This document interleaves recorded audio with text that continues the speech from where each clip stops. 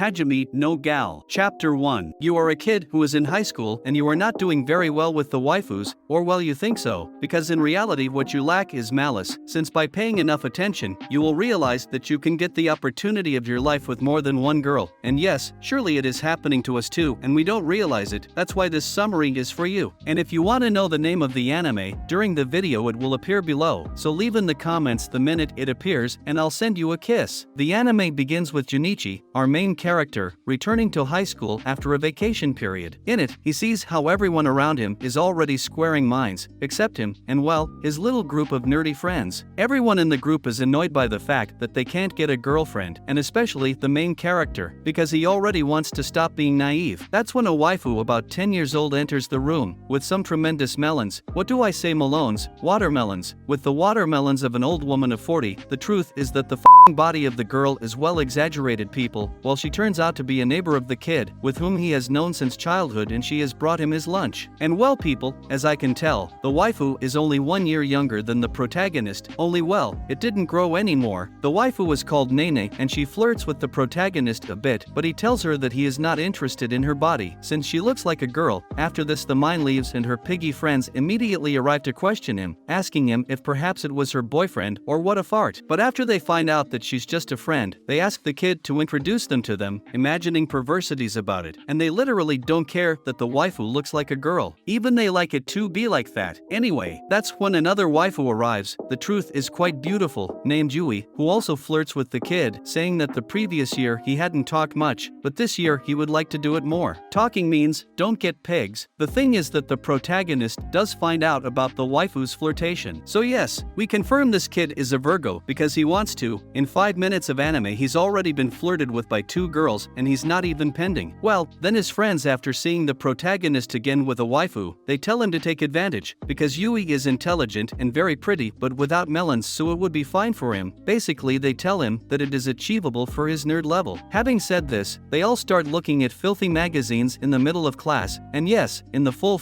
class, while the other waifus watch them, and even so they wonder why idiots don't get girlfriends. After this very embarrassing public behavior, the protagonist thinks that if he keeps hanging out with them he will die like a Virgo. However, this does not seem to matter much to him, because one of the magazines receives him after seeing the succulence of the cover. In that he hears that a girl calls him, and from fright he drops the magazine, it falls to the floor and the waifu steps on it, telling him to stop being dirty and better go see those magazines at home. The unfortunate protagonist, who is just grabbing the magazine, apologizes on his knees with a tremendous face of shame, and the waifu, who turns out to be a gal. For the uneducated, the gals are the girls who care a lot, too much, enough, about their beauty, while the gal, she leaves indignant after seeing the kid. Sometime later the nerds already investigated the life of the waifu, because they already know that her name is Yukana Yame, and they also show the protagonist a little book where supposedly the behavior of the gals is explained, and to say of that book of dubious origin, gals like Yuma are quite hot, so the main character imagines doing little things with the waifu. And if I leave it to your imagination, and well, while the kid was fantasizing, the nerds already decided that he would be the one to ask her out. Junichi appears sad and indecisive, but the blue-haired nerd named Shinpei convinces him by telling him that gals are easy, and all he has to do is get down on his knees and ask for it, after which they grab him so he doesn't regret it, and they send a letter to the waifu to meet him at the end of classes. That's when the classes finish. Yukana reads the letter and out of curiosity goes to the appointment. The kid can't believe that the waifu is gone and is dazed thinking about what the hell to do. However, in that he remembers that the blue-haired nerd told him that he could do it with her if she would kneel down and beg. So he does, to which the waifu responds with a what a loser. But well, with Junichi on the ground, the waifu remembers him as the pig in the magazine and begins to mess with him, finally asking him to stop pathetic, and gets up. However, the kid likes what he sees from there, so he doesn't get up and tells him that once he dedicated Tio something he did not give up. After seeing that the protagonist had some character, the waifu is less aggressive and asks him what he likes about her, and the truth is that he just wanted to make delicious with her. Yes, the protagonist is quite a pig, but no, he can say it just like that, because they would send him to the dick, so he replies that his bad character is what he likes the most. However, the waifu doesn't believe him a damn and tells him that she knows that what she wants is to stop being a Virgolini. Here the kid wonders if the waifu can read minds or what the hell, so nothing with the face he put on finished revealing. Also, Yukana has realized that the main character doesn't get up. It's because he's looking at her panties. However, this doesn't seem to bother her very much, because she bends down and invites him to go somewhere alone, giving clear signs of flirting. Wait, then if the the nerd was right about the gals, which almost ends up being confirmed when the waifu pokes her melons out, encouraging him to see more. Yes, when he already has it very hot, she makes fun of him because after his reaction, he has managed to confirm that he is a first-class pig. Why? Well, after seeing that the mind turned him on for nothing, the protagonist is a little sad, but right away the waifu asks him if it was true that he likes her. Here the kid senses that it is another joke to humiliate him, so he doesn't respond and decides to leave, so as not to make a fool of himself anymore. But Yukana stops him by the arm and corners him against the wall. Having placed the melons 1 centimeter from her face, she confesses that she likes him. But not only that, but he likes him a lot, so after all they could date. Wait, how? And yes people, the mine after all did accept the protagonist's exit, all thanks to the piggy blue-haired nerd. I want friends like that, the f***ing motherfucker. Although looking at it his real intention was to screw the main character, but hey, I'm sure that if the nerd had known that kneeling would say yes, he would have done it 1,000 times until he ran out knees. Episode 2. And well, people, now we see the thoughts of the protagonist and how he walks without believing what happened to him, but even so he imagines a very dirty scene that we cover because they already know how the guy gets ant. Anyway, the next one day we see the blue-haired boy arrive at the main character to ask him how Yukana rejected him. The kid tells him that it went very badly to humor him. Given this, the nerds tell him not to worry, because in the end it always turns out that way when it comes to women, and that no matter how many times they reject him, he can always count on them. Well, at least the kids are loyal to their peers' club, but that loyalty is about to fade since the protagonist receives a selfie from the waifu out of nowhere, and he is immediately expelled from his group. Although, well, that expulsion did not last long, because now Shinpei, who thinks he is the most popular of all and is as naive as the rest, could that this man gives the kid another piece of advice, telling him to take the waifu to karaoke. Well, that's where the popular guys often get a place to get intimate, explaining to him the way in which he must act to achieve the objective, giving him a series of conditions that must be met to do it with the waifu. Well, the four-eyed becomes quite intense and even begins to bleed, ending with a fake death. But I'm sorry people, but I have to laugh. Later, we see the protagonist arrive at the living room and find Yui, who offers herself as a psychologist so that she can tell him about her problems, since she has noticed him out of place the last time. But when these two are about to talk, the one with the melons arrives, grabs his arm and tells the whole class that she and Junichi are dating, which, yes, surprises everyone. With this public statement by Yukana, the kid once again earned the scorn of the nerds, who leave without looking at him after the class is over. There the protagonist tries to recover the relationship with them, but they already have a lot of anger with him, so they leave him only. Later the waifu grabs the protagonist and takes him out of the high school. On the way the kid wants to know where they are taking him, but Yukana replies that they will go to a place where they can shout loudly and feel good. Wait, how? This is how they go to karaoke. Don't worry, I also thought they were going to a hotel. While there they enter the karaoke room where they see a notice that this space is for singing and not for making delicious food. In the end, if the Four Eyes was right, despite being naive he knows all the tricks. This is where the waifu gets a little closer to him, and the kid already begins to fantasize. However, the waifu did go to sing, and not to do dirty things like Junichi's pig is imagining, so he has no other option than to sing with the girl. After having a wee scene yandel, Yukana takes off his coat and the protagonist interprets it as wanting him to kiss her, so he approaches to do it, and it is precisely there when the waifu interrupts him, telling him that he has a hair on his nose. Nua, how are you going to tell him that? But hey people, the positive thing is that the girl did that because she was nervous, because she considers that it was too soon to kiss the protagonist. The downside is that he didn't say anything to the kid, and he is sad because of his hair. However, when saying goodbye, the waifu tells him that he had a lot of fun and that he would like to go back to karaoke with him. With this our protagonist recovers his soul, and in the darkness, they are observed by one of Yukana's popular friends. Chapter 3. The next day we see that the protagonist has been left a letter in the locker. When he opens it he realizes that a man's voice reads it saying that they are waiting for him behind the school. The message is real, but the voice is that of Shinpei, who along with the other two have read the letter at the same time as the kid and cry with envy. However, the kid tells them that the letter is not signed, so it may be a joke. They encourage him to go and find out who it is, because then they think that if Junichi becomes popular, they and their friends will also have a chance to get women. This is how the kid arrives at the meeting. There we find out that the one in the letter is the waifu that was spying on him and Yunaka. The tan gal approaches him, and just by smelling him he realizes that he is a Virgo. My god, but what skill these gals have. Who knows how delicious they will have made that just by smelling they realize. But hey, the point is that the girl named Renko sent for him to meet him. The detail is that he appears a bit strange, because he begins to provoke him as if he wanted to possess him. Then Yukana arrives and pretends to be disappointed in the kid, where for a moment the waifu leaves somewhat angry. But the truth is that these two know each other and know that everything everything is playing. After leaving Junichi as hot as the sun, Yukana takes him away and Renko is shown looking a little pissed off. Despite this, the next day the kid's girlfriend sends him a message asking them to go out with Renko. This is how the three of them spend a day together, where we see that they go bowling, then they go to eat, and finally, they try on some clothes, which Yujum are not provocative at all. And while thinking about it, Junichi's boyfriend is really here. It seems to be Renko more than the kid, but let's pretend dementia regarding the relationship between these two girls. Let's say they are very close friends. This is how at the end of the date of 3, they are on their way home, and there they are stopped by a couple of quite violent kids who want to take Yukana by force. Then the protagonist gathers his courage and tells them to stop, but they pay no attention, and when the protagonist wants to avoid them at all costs, they push him to the ground. However, to avoid conflict, Renko offers to go with them instead of Yukana, and everyone is happy. Or well, not all of them, because the kid's bottom hurts. The thing is that after a few minutes Renko appears, and it turns out that the too conflictive Renko has been beaten in an alley, returning back with Yukana and Junichi. Sometime later, the kid goes home while lamenting for not having been strong enough to defeat his attackers recently, saying that he has to become stronger. In that, Renko walks out in his path and confesses that she likes him. Wait, how? Then she grabs him by the hand and takes him inside his house. There they begin to turn him on as usual, in which Renko begins to lift the goose with some pheromones and sentence that make anyone foolish. However, the kid reacts in time and gets rid of it, saying well to the hairy-chested macho that the person she wants to lose her virginity to is Yukana and not her. And well, you better not tell him that, Prota, because when Renko hears it, he gets up violently and knocks him down, yelling at him that he won't let him sleep with Yukana because she belongs to him, and that's why he'll hit him so hard that he won't have any left desire to do it with any other woman. Why